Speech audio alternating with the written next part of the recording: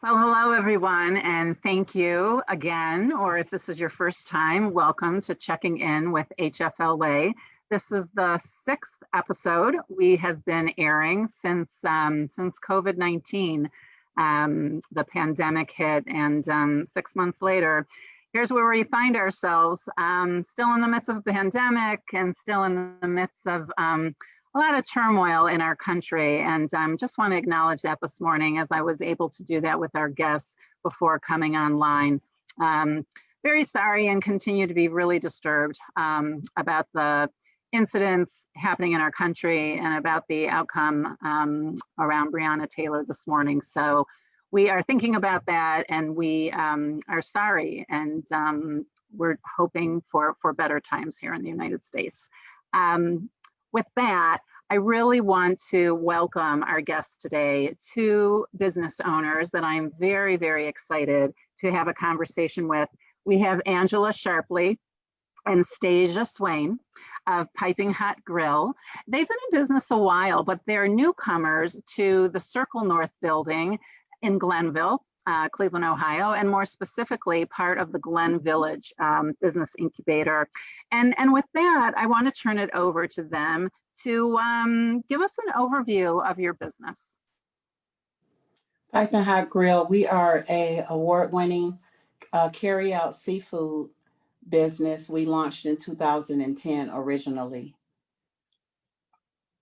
And can you provide some information, Angela, about what inspired you to become an entrepreneur? Well, I launched Piping Hot Grill. Stesia was about 7 years old, and she went to School of the Arts, and I wanted to be there. They performed in the mornings, and I am a master hairstylist by trade. So of course, 11 o'clock in the morning, I'm standing behind a chair working, and my daughter is somewhere else performing. And I just wanted to be there for her. I wanted to be a good mother. And that is really my reason why I became an entrepreneur. Stesia, I didn't know you went to Cleveland School of the Arts. What is your artistic background? So I went to the lower campus from kindergarten to about third grade. And I did everything because at that time we had every major every day. So I did everything. And when I returned a few years later, my major was vocal, so choir. Do you still sing? From time to time. From time to time. I did theater in the lower campus. I did really well. And I wanted to switch my major back to that at the upper campus, but I just never got around to doing it because I was comfortable where I was. So okay. I never changed it, but yeah. Good. Well, and I bet it was a helpful springboard, for what you're doing today. So we'll get to that, in a little bit. So Angela, how did you start out? I mean, I know, we just listened to you talk about where you were as a mother when Stesia was little, but what exactly did you do, in order to open up the business? We used our savings. I had about $6,800. And I needed another $1,200 that Stesia had. And she told me she wanted a flat screen TV. And I asked her if she would prefer a TV or a restaurant, to own a restaurant. So in her little voice, she said, I want to own a restaurant, Mommy. And I said, I'm going to need your money. And she gave me her money and I invested it. And I found a very small space, kind of like this incubator space, I would say, in Cleveland Heights. And I never heard of, lending agencies and nonprofit organizations, the places where, we have to start as entrepreneurs, the Secretary of State, and you go to the banks because automatically you think that's where I'm going to get the money that I need and the support that I need. So as, I traveled to these different places, there was no information available for the entrepreneur to let you know, hey, you may not qualify at these places, but you may find support at these places. So I just started off with our own savings and purchased used equipment. I made sure that our menu was very lean, and I did what I do well. I started frying fish. Yeah, so I wanted to get back to that because I know I asked you to give an overview of the business, but I just wanted to give you an opportunity to talk a little bit more about what it is you're cooking and what your specialty is and things like that, So especially we because it's have lunchtime. yeah, it is. Yeah. We have an award-winning seafood recipe. We mainly do fried fish, scampi's. Our po' boys are famous, and our pineapple iced tea, which is going into the stores by Christmas. Those are the main items on our menu. Good, good. And we'll get back to that pineapple iced tea because when we start talking about business expansion and how you do that and how do you know when to do that and to take advantage of those opportunities. But Stesia, I know you're a budding entrepreneur, an existing entrepreneur. Well, actually, wait, there's one thing I want to get back to. Do you remember when your mother asked you whether you wanted a restaurant or a flat screen TV? Do you remember that moment? I actually do. I remember like before we opened, the process of like being open, getting opened, and going to look at the space and everything. And I mean, I was a child, like I was younger than I am now, but I understood and I was excited. I was like really proud of us because it was just us. So to do that and it's just us, I was really happy. I was really happy. And at school, I was happy to see her when I would have performances and awards assemblies and everything and promotions to the next grade, and she was there and she didn't miss anything, and I was really happy about that. It was Makes a you little feel odd having to be there after school because some kids, most kids, they get to go home after school and just relax, and I had to go there and sit in the kitchen and deal with the customers. But with time, I started to enjoy it. With like maturity, I started to enjoy it, and now we're here. Well, One now you're thing, here, but you must have enjoyed it because you kind of got the bug because you're an entrepreneur in your own right, aren't you? Yes, I am. So tell us more about that. So my line is called Ari Bella Apparel. Ari Bella is clothes. I have jewelry. So, clothes, accessories, beauty. I started, well, I wanted to do this for a while now. I just needed the time. And when COVID struck, I kind of delayed it because I wanted to be here more with her. And I knew that I wouldn't be able to if I had launched sooner. So I said, well, I'll just do it in the fall because by the fall it'll be a better time. So I launched, was it September the 14th? Is when I got everything that I needed, my LLC and everything. It's just very exciting. It's really exciting. And next, I'm pursuing nails, which is something I wanted to do for a long time too. I think I got that from my mom because she was in cosmetology, and ever since I was younger, since I can remember, seeing her do hair really made me want to do it. And that's when I started doing my own hair after a while, just watching her. So I think that's where I got it from. It's that creative side, right? Yeah. Yeah. So Angela, tell us about HFLA and how it helped your business and why you went to HFLA in the first place. I was introduced to Katie, HFLA, through the Women's Business Center. I had finally met Jan, who was at that time the director of the Women's Business Center. And she was really working hard to get me funded. One of the things that I ignored was my credit. And coming out of a bad divorce, my credit was not where it needed to be. And I just did not at the time know that I was going to relaunch, because when the car crashed through our first location, it did like permanent damage to the building, even though they reconstructed it. But there were lingering problems and problems that developed as the years went on. So it just got us to a place where we couldn't stay there any longer. And as sad as it was for me to leave, I knew it was time. And then I began, as time went on, to understand that even though you may have to move locations, you may have to change direction, it doesn't mean you failed. It means it's time to go to the next thing. A business plan should always be revolving.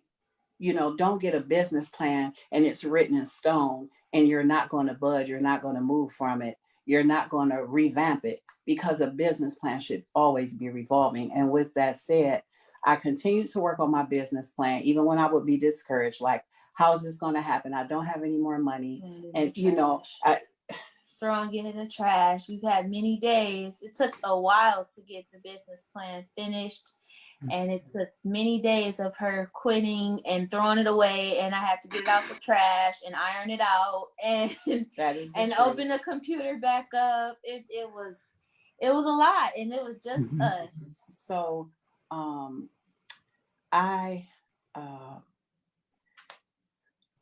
met Jan, and I realized that they were actually there to help people in my position. When I went and I had to fill out the application, they're asking me these questions. It was embarrassing for me to say, I don't have a car. I don't have a savings. My savings is this amount. And she came in the room and she asked me, she said, well, what's wrong? I said, well, these questions, she says, why we're here. I winded up getting a yes from ECDI that they would fund me in the next location. And that sparked something in me just to get that yes. And they introduced me to Katie, because the original plan was for HFLA to be like the bridge for my down payment, for that cash injection. Katie's first question was, how's your credit? She made me face my credit. HFLA paid my credit, my debt. At that time, it was, I want to say, around $3,000. They paid it. I paid them back. I never missed a payment. And once that was done, I still had to find a location. I had an issue with that. And the incubator came about once I had decided to leave Cleveland. I felt that there was really not the support that Blacks needed. And I'm a 3-time minority. I'm a mother, I'm a single mother, a female, and I'm Black. So I just felt that support was not here. I had already reached out to other states and cities that said, come on, we got you, come on. And then the incubator popped up. We were chosen. HFLA, again, was that bridge that we needed as a business to get from, we were positioned for lending, but we still needed a cash injection. And HFLA, again, was that bridge for us. I'm so glad. And there are so many, I'm hearing so many traits and strong characteristics, Angela, that you have, and Stesia, you have as well, to be able to get where you are today, which is a good segue to, so then COVID hit. And, another curveball, big curveball. How did that affect the business, and kind of where are you with the business today? Do you want to answer? So for us, we were just opening. We opened January the 31st. Yeah. So when COVID came, we were just getting our feet dirty. Like, we were just starting it, and we were doing so good. And at first we were like, well, it'll die down. It didn't. So it was a big impact on us because people were afraid to come out. The city was shut down after a while. In the beginning, it evolved. Like, the issue evolved. At first, people were afraid to come out of their homes. So it was business, like, for the entire mall. We definitely were just looking at each other like, this is a problem. And so with that, then it escalated to the entire city being shut down. So everything was closed. So because of that, there was no reason for anybody to even be outside. And then it was just, thing after thing they would say it's going to be opened on the 12th of June. We're going to open on April the 8th. And it never happened. So it impacted us a lot. I know for me, I was sad. I felt bad also for the other entrepreneurs. But it was more of a personal thing for me in this incubator because, it's all Black owned businesses. And that was really strong. Like, that's our statement. And when people come, when they interview, when news channels or whoever comes, that's what we say, that this is all Black owned. So we took a hit, and it was a personal hit. And it just took a lot of self-encouragement.